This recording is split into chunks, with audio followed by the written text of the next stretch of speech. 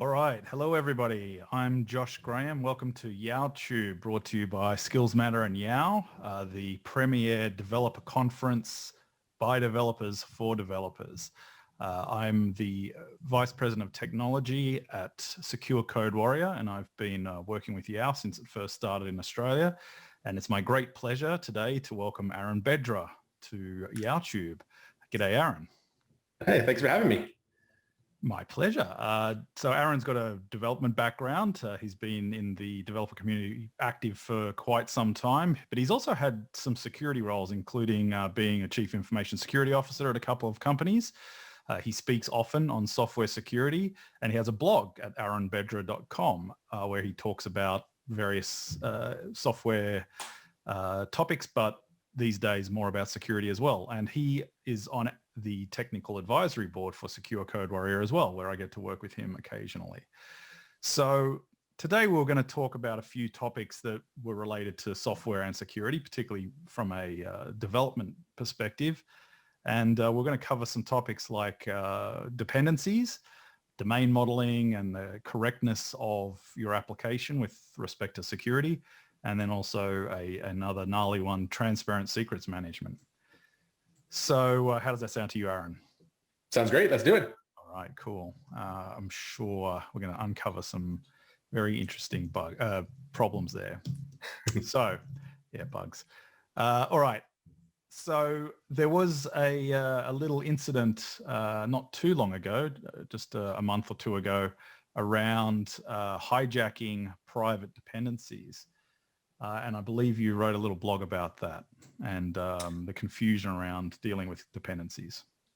Yeah. I think one of the big things is that, this has been lurking forever, right? Ever since we've had dependency managers, this idea of, third-party provided software has always been a thing, regardless if it was something that you pulled down from internal to your company or whether you pulled it down from the internet. It was always a thing. I think the only industry that wasn't hit by it was probably the C++ industry, where package management is, more of a embedding libraries thing versus a, true package management thing. I guess there's things like Conan and Bazel and other things that get you there. But, I think almost every industry, every stack had some kind of issue with this. It didn't really matter who you were. And I think a lot of that came from the idea that your dependencies have transitive dependencies. Everybody depends on something else, and you have this big giant chain of dependencies at the end of the day. Some technologies have more than others. I cited a few, the incidents like the left pad incident that happened with NPM several years back, where lots and lots of things kind of orchestrate themselves into bad situations. But I don't want to pick on them individually, because anybody could have had this problem. And I think the big thing is it's very easy to include a dependency. It's very easy to say, package manager, install me this thing that does whatever I need to do. And you could almost write software these days by installing dependencies and then just calling the things that dependencies provide and stacking them like Duplo blocks, right? Which is awesome, because there's so much power that comes from that. You can do lots of really cool things. But, when it comes to, your critical software, you really need to kind of take a step back and figure out what's important to you. What dependencies give you a competitive advantage or an edge in what you're doing, and what dependencies you can do without. So for me, it's a pretty hard practice of anything that you can do in a half a day or less, you should make it yourself. It gives you the ability to kind of become a better programmer. You explore some things, you understand your software, but you also write exactly what you need, and you're not trying to fit somebody else's half-day job to work with the half-day job you have that it doesn't quite line up, and you can end up making some compromises. And maybe you change the data structure to fit an open source dependency, or maybe you change a bunch of your data structures to consume an open source dependency. But really, it starts to break your domain model a bit, and that's something we'll talk about in a little bit. But I'm a big fan of using what really helps you. You don't really want to make your own web server. I'm not really into that game. Yep. But there's quite a few things you can get away without. So should we use your cider utility or not that you wrote in Java? Oh, the Orchard library? Yeah. I did it because when I was trying to find if an IP address was in a range of a cider block. Yeah. And they only had IP version 4, and they didn't do IP version 6, and I needed both. And the only place I could find it was buried inside of Netty. And I thought, it's really silly to include all of Netty and all of Netty's filtering libraries just to do some network math. I mean, it really comes down to a little bit of bit shifting and a little bit of adding, and that's it, right? There's not much to it. And so, yeah, I mean, you use it if it works. It seems it's worked for me, but again, make it yourself, right? That's okay too, because you learn a little bit about network math in the process, and there's some informational things you kind of grow with. Yeah. So I suppose when we're looking at a dependency to use, we vet it from a license point of view for sure, because we have some constraints on which licenses we will include, but also from a security point of view, and looking at the transitive dependencies in particular. If the thing we want to use has 0 dependencies itself, all the better. But if it does have dependencies, we've got to look at the whole chain. So I suppose there's some guidelines that people could stick to. So given that we decide, okay, the problem is big enough that writing ourselves is not efficient, so we will go out and look at some other library. What are some guidelines around the versioning and issues with transitive dependencies overlapping and vulnerabilities? So one hard rule that I take is pin your dependencies exactly. Don't rely on, semantic versioning, because not everybody has the same view of that. Even though there's a set of guidelines for semantic versioning, not everybody follows them. You don't know what you're getting with major, minor, and patch level changes. There's nothing that enforces those rules. Nothing is going to say, oh, you broke an interface but you inked a patch version, and so you broke the rules, tisk tisk, right? That's not the way it works. It's kind of up to everybody's best judgment, and I don't think that's a good idea. And people may rev a patch version and replace an entire line of transitive dependencies underneath, and you may not realize it. So always freeze the version is kind of like first step for me, and super important. Deliberately upgrade and know what you're doing versus hoping that that those patch levels that you kind of fuzzy match on line up. And you could also have 5 developers with 5 different versions. Sure. Depending on how many patch revs are in between major versions. And so it's super important to just kind of manage that, like I said, deliberately and specifically. The next thing for me is always include some kind of tooling that scans your dependencies. There's a lot of tools out there. There's open source tools like the OAuth dependency check. NPM now has that built in. Rust, I believe, has one that's built in too these days. There are commercial tools out there as well. I think Sneak and a couple others that they're not ringing a bell at this point, but I know that Sneak has been, kind of really active getting into GitHub. GitHub itself actually does a great job of doing this. They've acquired a couple companies and done some really cool stuff around that. So even just having a GitHub repository, you'll start to get notifications, which I think is really, really good on Microsoft's part to say, we're going to stem this problem right up front. When you check stuff in, we'll hit the manifest and see what's wrong. It's good. Yeah, awesome. And then hitting dependencies, so putting an explicit version, obviously not using a snapshot in the case of Maven type package managers. And I suppose the issue then is staying up to date, not just letting entropy take over. Yes, that's right. But being deliberate about staying up to date and having having steps in your build pipeline that alert you that you're not up to date.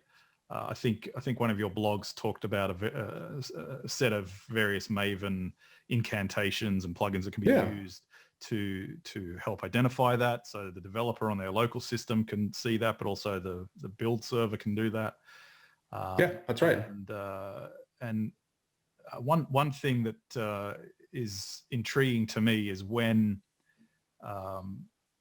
you have various transitive dependencies and that collide or that overlap. And you have this issue that library A that you rely on relies on a certain version of library B, and library C also relies on a different version of library B and how to converge. Yeah, dependency convergence is a really tricky problem to solve. Maven actually, like, big kudos to the Maven plugin ecosystem. The Maven Enforcer plugin is one of my favorite tools for dealing with this. I know that sometimes Maven gets a bad rap, but it's the tooling around Maven is huge. There's a bunch of great stuff, right? The Maven version plugin giving you awareness of what's going on, what may be out of date, with both plugins and dependencies. The Enforcer plugin letting you pin certain versions of the JVM, requiring or failing your build if you have that too many of the same dependency with different versions, that you can actually force your build to fail, which is always my default, is I don't care, fail the build, and then tell your dependency manager how to resolve that. Because I think it's really important that you don't get caught off guard, because let's say you've patched, there was a CVE out for a library. You went ahead and patched that, you depend on it, and you brought in a dependency that depended on a older version that you thought you had patched away, and now it's snuck back into your code. But what's worse is that you don't have a lot of determinism on what's going to get loaded, right? Depending on how those sit in your file system, how your file system loads them in order, and what your class loader does in Java, you could have the old one loaded by accident. Yep. And now you have a really bad time. Now, it's not just Java that can do this. You can do this in a lot of different ways. Lots of different ecosystems have ways of resolving this. But if you look in your kind of lock files, lots of different package managers have a yarn lock or an npm lock or a pip freeze or any of those kind of tools to say, here's the exact tree you have. Take a look at that tree and see if you have multiple versions of the same dependency, and try to sort that out. Yeah. Some dependency managers they'll just refuse to move forward if they have multiple versions, which I think is also pretty amicable. Yeah. I suppose another important thing, though, it's not just the runtime dependencies. It's even the dependencies in your compile and build pipeline. So plugins and versions of tools that can be problematic if you don't watch out for them. Definitely, yeah. And I think, look, people that are working in a mono repo are probably more sensitive to this, because when they rev a dependency, they have to make sure it works on all of the source code in that mono repo strictly. But perhaps people that are not used to working in that way let things go longer. I mean, I was at a company where we had a approximately 6-year-old version of a library that had been forked internally, but all the problems, not just with functionality, but with, as you said, the vulnerability patches came along with that. So the effort to finally upgrade wasn't just a matter of testing, but it was a matter of going through all the code, changing where all the APIs had changed, but then doing a full regression. So it's not, it does not pay to defer that pain. No. I mean, I think amortizing the cost of dependency lift is a really important piece of just managing your overall carry cost of writing software, right? I don't even think of it as technical debt. You may or may not pay it back. It doesn't matter, right? For me, whatever you've done, whatever choice you've made, right or wrong, it doesn't matter, right? You're introducing carry cost. There's some maintenance you're going to have to pay. It doesn't matter when, but it could matter when, right? Maybe you have something really important and this kind of hits you at just the wrong time. And now you have this kind of symphony of catastrophe that comes along with it that you have to deal with. And something's going to give, something's going to break, something's going to go wrong. And it's something that you can avoid by continually kind of paying up that maintenance. Yeah. And some package managers are less worse than others in this regard. So it probably pays to do the research too and look at the ecosystem that you're working in.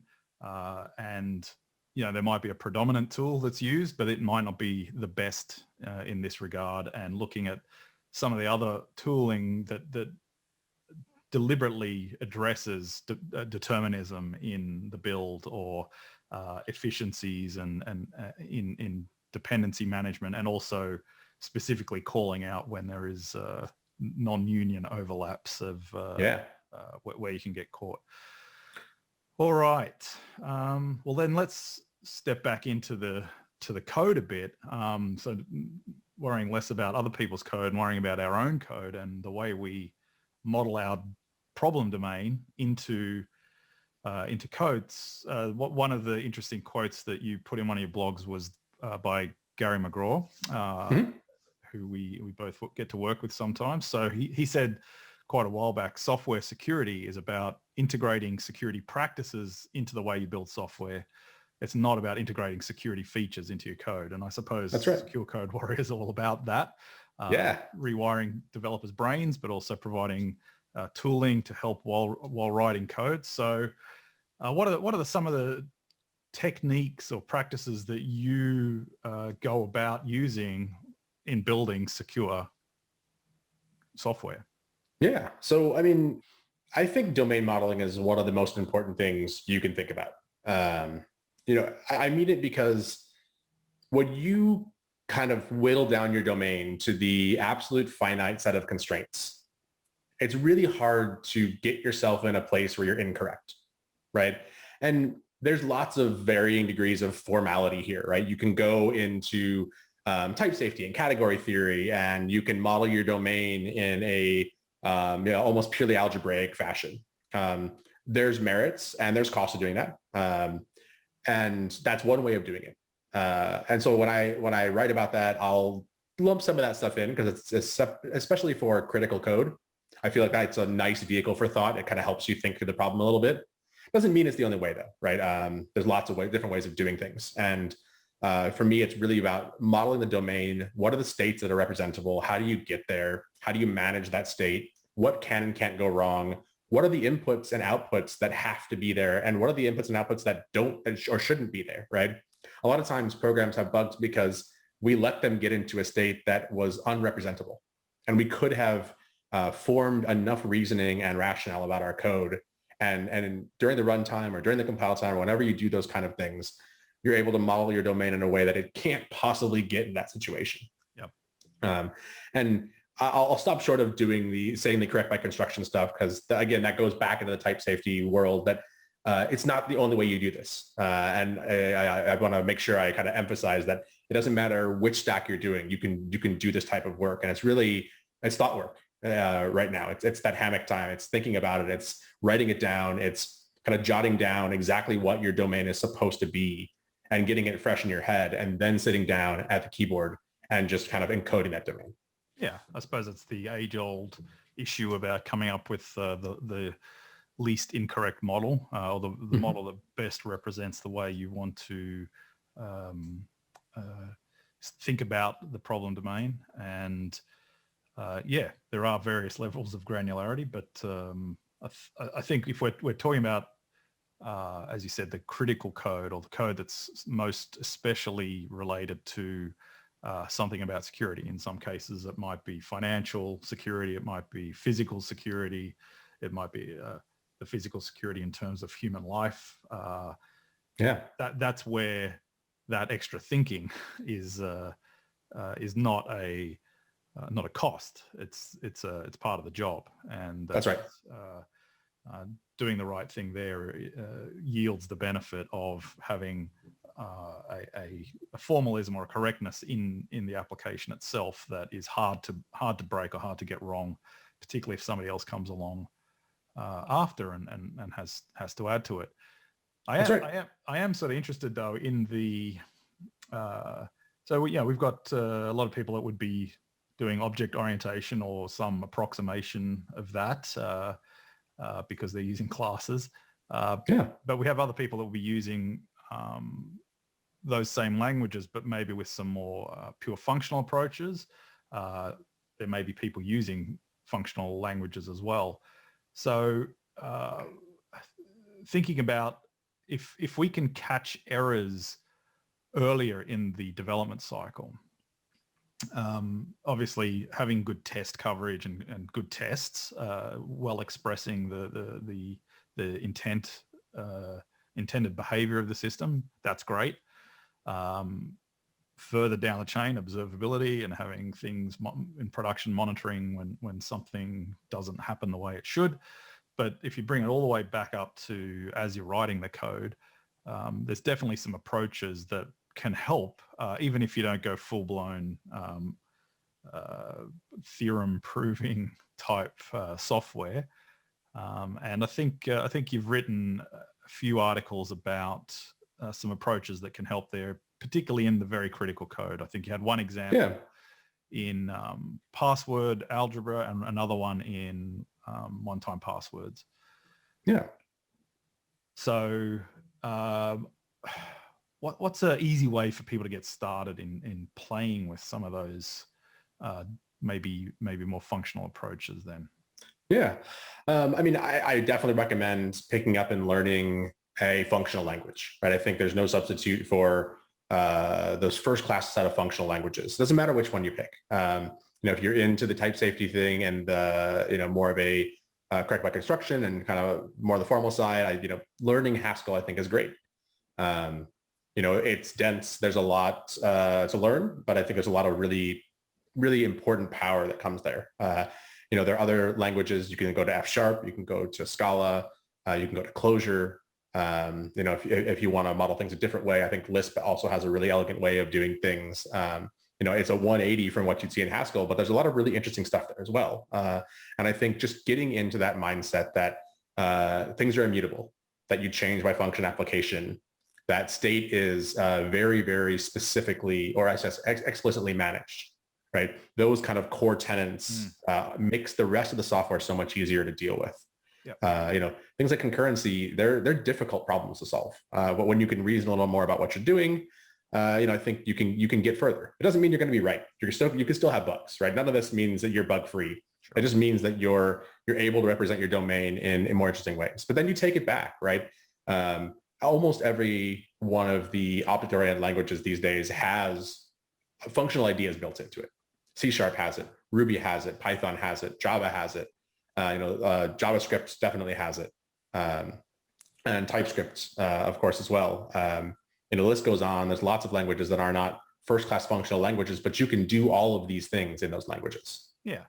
So I suppose then, for me, if I think about your password blog, you had the example there of a password that was either hashed or plain text, and the domain model that so that's a reality. That's something that people understand, and the code at the domain model level represented those two possibilities as a sum type or a co-product that allowed you to receive a value and be able to work with it, not just as a string, not just as a password, but as either, well, this is a hash password or it's a plain text password. And so there was a directionality. It went from plain text to becoming hashed, or it was, here's a plain text, here's a hash password, and verify. So they were the two functions. One was hashing a plain text, one was verifying a hashed password.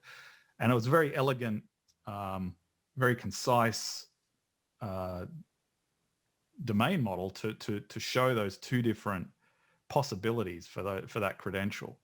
There was a lot of other stuff there around the testability of that, which we can talk about in a sec. But even without any type classes, you're able to represent that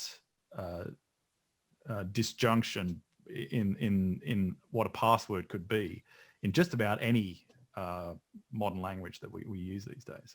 That's right. Yeah. And I mean, having an algebraic data type is great. You can do a lot of great things with them, but you don't need them, right? Thankfully, I was able to pull on the Lambda library for Java that has some of those things built in, using the co-products. There was nice and easy. Certainly a little bit more verbose in Java than it would be, for instance, in Haskell, where it's, a one-liner almost literally. But being able to kind of force you to think about that once you have a plain text, you can't verify a plain text, right? There's no option there in your domain model that says you can verify a plain text. And that type is different than the type that's hashed. So you can't feed a plain text where a hash goes, and you can't feed a hash where a plain text goes. And there's only one interface offered, and you can explicitly, exhaustively match them to know exactly what you're doing. You have kind of a complete model. And then other piece about kind of forming that password algebra is that it is not important. The effect that runs to produce the password to the hash is not important to the algebra of the password. Yeah. And really that whole effect becomes wrapped in whatever library you use, bcrypt or scrypt or argon2 or pbkdf2 or whatever those might be, they're irrelevant to the algebra of a password. You simply give it a way to take some bit of data, run some effect, and produce some other bit of data. And the algebra of passwords doesn't care about that. Yeah. Yeah, and I suppose a few techniques you use there, apart from just the algebraic data type. I mean, some languages, their enums would support that mechanism.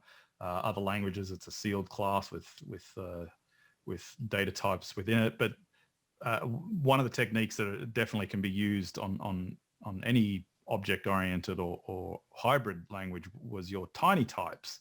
So a really good expose on why using tiny types, even if you feel like they don't mean much, they don't add much, but they do add that small piece of confidence that at the code level, you're passing the right thing in the right place, whether it's a number that you express as a latitude or a longitude, or a date that's expressed as a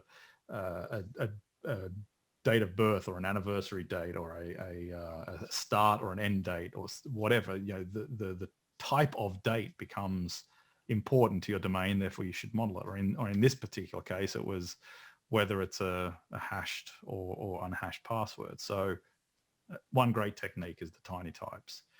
Yes, I love the tiny type. I think it's when you get going, it's a little bit frustrating because you're constantly writing, especially in object-oriented language, constantly writing new classes over and over again, and you have a lot of them. And so there's definitely kind of a little bit of wheel churning moment where you're like, all right, is this really important? And then once you break through that barrier, you realize, oh my God, this is incredibly important. The domain I work in right now in finance, you could have a function that takes 10 doubles, right? How do you know which double it means what and where it goes? Yeah. Right. And you can make a pretty big mistake putting the wrong double in the wrong place. And so I think it's really important to be able to say this double is this type and this double is that type. And if you can't swap them, you can't change them. Like the program will not compile, and it won't interpret or run if you don't provide it that thing. And I think it's a really, really small bit of formality that I think goes a really long way. And it also helps you express your domain, right? Like it really is unfolding that domain into something that's more tangible. Yeah, and some languages provide less boilerplate for that, like a type alias that disappears at runtime, so there's zero overhead for it at runtime, but at least at compile time it's helping you. But I think for me, from a modeling point of view, the power comes in that when it suddenly becomes not a tiny type anymore, and suddenly there's additional behavior or traits associated with that type that, well, you've already expressed it as a type in its own right. So turning it into a fully fledged class is transparent to everywhere else that was using it currently. So it certainly means you don't have to worry about going and update signatures or anything like that, because you've already expressed the type. Awesome. Did you want to talk about the what was it, the chronometrophobia library that you have? Certainly, yeah. So that fell out of me revisiting code. I think it's always important to look back at code you've written and just think about it, right? What did you learn? What have you learned in the time since you wrote it to the time that you started using it again? Or maybe you wanted to apply a new style. You had something that was an epiphany in either domain or your understanding of software. And you take a problem you've already solved. And I love doing this. Take a problem you've already solved and solve it again. Right? I think there's some really important pieces that go along with resolving a problem that you're already comfortable with, because you end up being able to express things in subtly different ways, figure out what is right, what is wrong, and then re-encode it in a way that makes more sense. And it's always better the second or the third time you write it, always, right? You always do something a little bit more elegant, a little bit more clean. But I wanted to apply this domain modeling concept a little bit more deep into the TOTP library space. the majority of what I wrote in the initial blog post around that kind of launched this was do TOTP. That's it. Just solve the problem. And then I realized, wait, we can encode what it means to do TOTP in a more meaningful way. And that's where the HMAC co-product came, and the time step co-products, and the OTP co-product that has all the different powers and digits. And, you can get that wrong, right? Like, it's really easy to get that stuff wrong. If you look at one of the Haskell crypto OTP libraries, you'll see something very similar. And it's only this much code versus, that much code. But it's, you're going to see similar types of some types that kind of make that stuff up. And it's not really a surprise that, you end up there. So is there a nirvana at some point where we can express those sorts of problems as a theorem and then have code generated from some sort of specification? Now, I've been doing this stuff for 30 years, so I've been through a whole lot of the cycles of the clicky draggy paint a program and everything's generated fads. But is there something in expressing your domain in a particular way that can be proven to be correct and then generate code out of that doesn't need to have human-induced errors? I believe it's possible. I'm not smart enough to solve that problem. And so I know that people are working on it, right? People are trying to think about this. But I also think that there's a practice that I've kind of gotten used to. And the first time I saw it, I really, really saw it, and I was like, wow, that's powerful, I was watching the creator Idris write, I think, tic-tac-toe or something.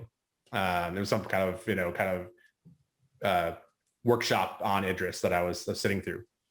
And he started by defining a type and then generating the structure that the type had to satisfy, and then filling in the holes, right? And there's a hole here. You have to solve it for that hole. And then the hole has a structure. So you go to the hole, you say, right, generate the structure that fills this hole. And then you kind of just keep doing this over and over again, where you just fill the holes with things that satisfy the algebra. And Idris is modeled in a way that lets you do that very well. And he had a really good editor support that just kind of did that naturally. Nice. So seeing that, I thought, wow, that's actually a really interesting way to solve this problem. It's not code generation like you just talked about it, but it's code generation nonetheless, right? Where you're solving for the holes. What algebra fits inside that hole? And if you do it correctly, it's really hard to make mistakes. Doesn't mean you can't, but that's more of a modeling mistake than a typing the code mistake. Yeah. And a coworker of mine actually writes code in a very similar way. Happens to do so in the Java space, but like when I watch him work, it reminds me a lot of that Idris example, where it's a type and a structure and holes, and the interesting piece is he'll use null, because null is universally polymorphic. It will always type check. You can take it and you can tell IntelliJ, extract me a variable that will have that type, and it will fit that signature. And then you fill the hole and you keep going. And watching him work that way was very natural. It reminded me of that Idris example. Yeah. So I think editor support goes a long way in kind of generating those shapes for you, as long as you can express your domain in a meaningful way. Yeah, I think TDD probably does that in its own way from the point of view of at least post code verification.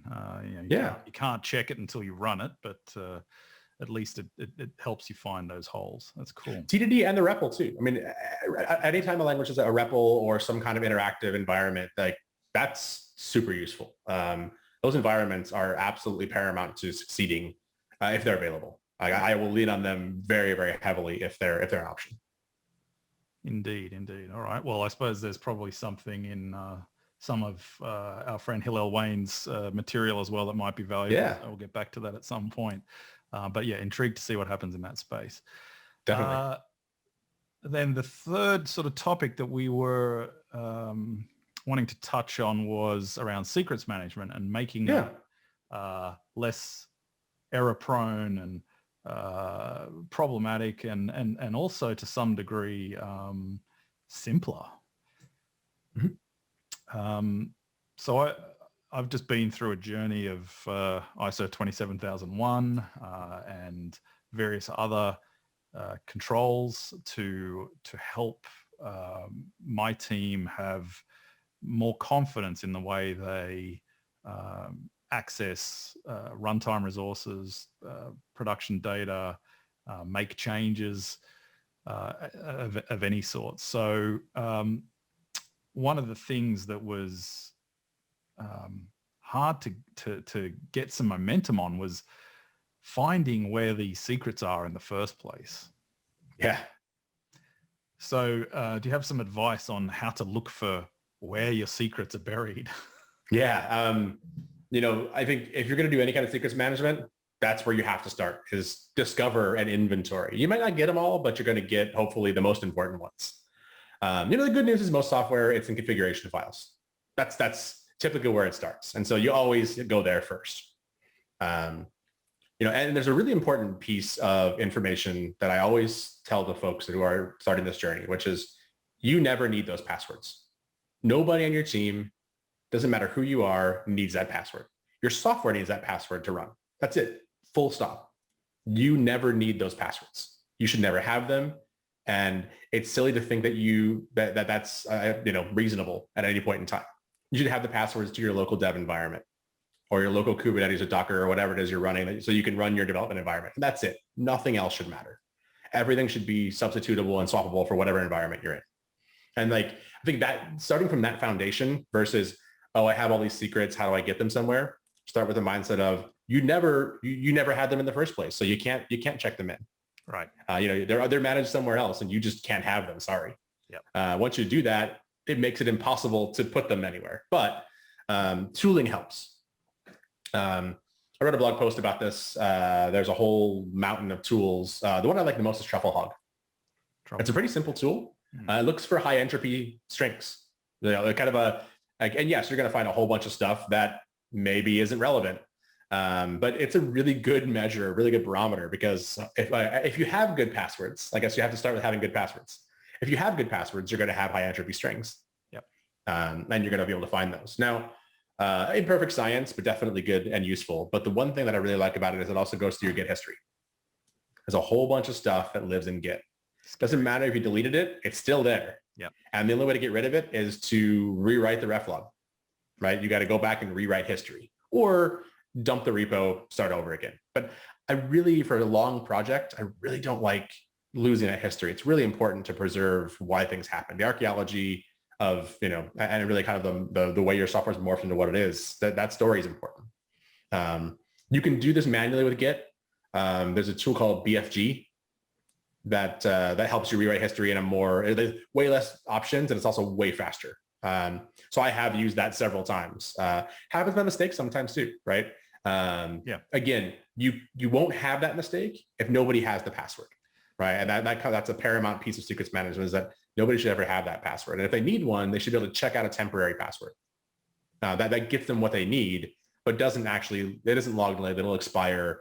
And if they check it in, whatever, it doesn't matter. It doesn't mean you have to rotate, right? It's more about all you need, and then the function you need to do your job is you need to log into whatever that thing is. So if the database, fine.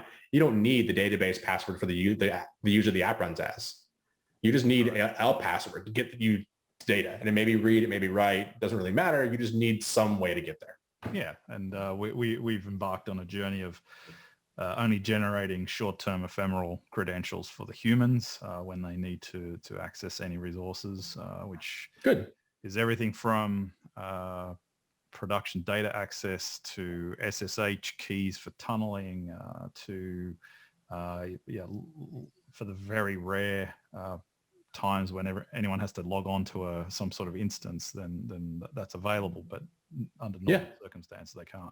So I think another way to solve, other places you can find those secrets are even in Google Docs or other documents that people have wikis, password protected the page or something, but there they are. And I suppose there's for the occasions where you need a root account to be shared, then there's password managers that have team-based sharing models. But yeah, I think taking the inventory to the best you can, getting rid of the need for the secret at all, or for a human to know the secret. Like that's just clearly a problem if a human needs to know the secret. And then you had a few good techniques about injecting them into an application context in a transparent way. Yeah. This is a big piece for me because secrets managers, there's a lot of them, and a lot of them are real good, right? I don't have a favorite secrets manager. I think if you're in the cloud, you should use the cloud provided secret management tool. I think that's a great way to deal with those secrets. And if you're not in the cloud, there are lots of options. I happen to like HashiCorp's Vault. It's an open source tool. They have a commercial license available too, but they also have an open source model. I think they've done a really good job with it. Absolutely. I think that's it's thoughtful. It considers some really important and really tricky problems and gives you a lot of that ephemeral by nature password management. The ability to just kind of say, hey, just give me a password, a username and password I can use to log in. Don't give me the password, give me a password. It takes the problem and moves it in another dimension. So if you paste it in the wrong place, whatever, right? Doesn't matter if it's in a wiki because it's dead in 8 hours anyways, right? Yeah. And you do have to be a little bit careful that you refresh those passwords when you need to, right? So you don't get yourself locked out. But, I also, I wrote the C++ library for HashiCorp Vault. For a couple of reasons. I've used it for some personal projects, but also there are spaces like C++ where some really important and really interesting software is written. And a lot of times I find security is more difficult to accomplish. The tooling and the libraries aren't there to do these kind of almost first-class things that happen in a lot of other higher level languages. Yeah. Yes, you have all of the really important stuff, the TLS libraries and all like that stuff is all written in C and C++. And there's a wealth of tooling at that level, but the kind of general application management tooling, it's more of a roll your own kind of environment. And I wanted to make a tool that I could use for those kind of projects, but also there was a gap there that just didn't exist. Fortunately, it's a pretty simple REST library. So, a lot of my examples use that library to demonstrate the idea. But the other shift for me is that they should be transparent. I should be able to type the password in my configuration file and have it accept that password and go. And I should be able to type in a reference into my secrets manager as to which secret I'm trying to look up. And I should also do that. It should basically fall right through to my secrets manager. It does two things that I think are really important. One is it gives you the ability to, in case your secrets management system just dies, it's unresponsive, inoperative, nothing can happen, right? You're going to be down. You're not going to be able to function, right? At that point, you can break glass. You can, get some passwords in. You can reset your software and you could continue business. Yep. And then when you're done, you can burn those credentials and rotate and be done, but you're not just dead. You're not waiting for somebody to respond. You can keep moving forward. I think if you're going to design secrets management, you have to have that in case of emergency kind of thing done. And you don't want to have an entirely separate configuration file that you're loading in to make it work. Right. Because what's going to happen is that configuration file is going to drift and you're not going to maintain it. You're going to run it 6 months afterward. That's going to completely break everything because it's not actually the configuration file you're looking for. Right. And I don't care who says they're going to maintain it. We all know what's going to happen there. So on and off is really good, but also for local dev, right? For local dev, you want to be able to just have local dev secrets. Great. Now, and everything works the same way. The same mechanism that loads it is always being exercised. So you're not loading some code path in dev and some code path in prod. It's all the same code path. Yep. And it just swaps it out kind of when a situation demands it, right? And I think that way of doing secrets management jives really well with me because it gives me, CI can do one thing and dev can do one thing and QA can do one thing and prod can do one thing, but it's one set of code. Yeah, excellent. And then, so rotating passwords for running applications. So you've got a running application that accesses a database. You want to rotate its credential to the database. There's a sequence of things you've got to go through to get that right. Yeah. And so do you rely on tools like Vault for that, or do you have your own sort of scripts that go off and do that and update the database and then tell the app, hey, Yeah. you've got a new credential? It's a mixed bag for me. It depends on the situation, depends on the software, depends on the environment. I don't think I have a prescription for that, right? I would prefer the ephemeral passwords whenever possible. Doesn't mean you can get there. Sometimes things are trickier to rotate than others. Yeah. Sometimes there's less human interaction possible. Sometimes it's flashed into a firmware, right? There's a lot of different ways these things can happen. And so I think you have to use your best judgment and try to figure out what's the right thing for you. But I always, if I can, defer to ephemeral passwords. Yeah. And let the tooling swap it out for me. I think letting tooling do this, especially tooling that's been vetted and verified, that's the best way to go, because humans make mistakes. I mean, your script can be wrong. You can fat finger something. There's a lot of ways to do this incorrectly. Copy, pasting, no characters, weird things happen. Space at the end. Yeah. Yeah, right. Anything can go wrong. Why let humans do something computers can do better? Yeah. And in this case, that kind of stuff a machine can do much better. And then very quickly, I did leave the comment on the blog about this, where you made the mention that bootstrapping this deserves in-depth study of its own. Yeah, so definitely. Any quick tips on bootstrapping this, because you need to tell something, here's a secret to get all the secrets. Yeah. So at the end of the day, you have to trust something. That's the unfortunate problem of the bootstrapping problem. Is at the end of the day, you have to trust something. Ken Thompson wrote a paper that tells us that nobody can trust anything. Right? It all goes back to the point where he could have had a bug there that everything was bootstrapped on, that wrecks everything else, going forward for all times. So bootstrapping is a incredibly complicated problem, and for me, I try to solve it as pragmatically as possible. It's never going to be that secure, right? You can't have, two people with different keys that are turning them at the same time to get some master key. That, your software has to boot up and run regardless if somebody's there or not, right? And if you have to wake 3 people on your team up every time your software crashes to turn it back on again, you're going to lose money, right? It's not a good business. Or somebody could die, right? I mean, that's also the other part of it. So you have to add some pragmatism into bootstrapping. And to me, the secret that unlocks your secrets needs to be well guarded and well protected. But you're adding a layer of indirection. It could be some TLS certificates. It could be some pair of credentials that you use. Make sure they're encrypted. Make sure they're pushed down in a way that they're not just easily accessible by anybody. Don't let the secrets to your secrets. Just don't check those in, right? There's lots of other tools. Use a separate tool to manage and encrypt those. And yes, it sucks that I say have a secrets management tool and then have another tool to manage the secrets that access your secrets. But like I said, this problem is difficult, right? I rely on more manageable tools for that. Things like Ansible's Vault tool, which I know it's got overloaded with HashiCorp Vault, but you can encode the Bootstrap secrets in Ansible Vault and encrypt them. Or SOPs, Mozilla SOPs tool is another great thing, and that even has hooks into Amazon KMS. Yep.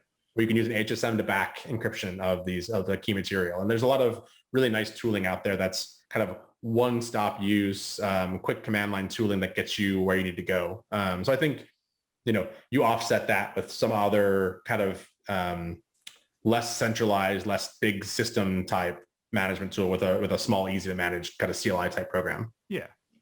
I think the key is there needs to be a simplicity to it so that people don't get confused or try to take shortcuts.